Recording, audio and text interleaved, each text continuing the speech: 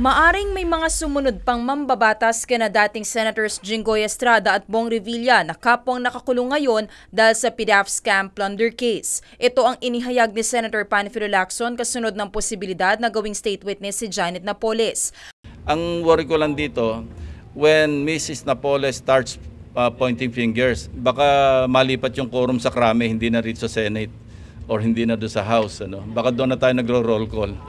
So, wag naman sana kasi at saka sana hindi selective.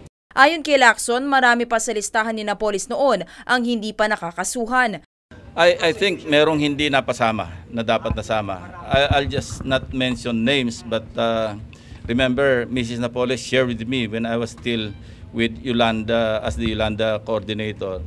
Senior niya na sa akin through the husband and the I think the son, yung listahan niya. And it was the same list I think was submitted to Senator Gingon at the time. Sa kabila nito, sinabi ni Lacson na kailangan pa rin magpresenta si Napoles ng ebidensya laban sa mga ituturo niya. Samantala, para naman kay Senator Risa Hontiveros, isang paglapastangan sa hustisya ang paggamit kay Janet Napoles bilang state witness. Inihalin tulad ito ng senadora sa pagpapel sa isang kontrabida bilang isang bayani. Hinikayat ni Hontiveros ang Duterte administration na huwag isakripisyo ang paghahanap ng katotohanan at hustisya sa ngalan ng paghihiganti sa politika. Hindi naman pabor si Liberal Party President Senator Kiko Pangilinan na gawing state witness si Napoles dahil aniya wala itong kredibilidad.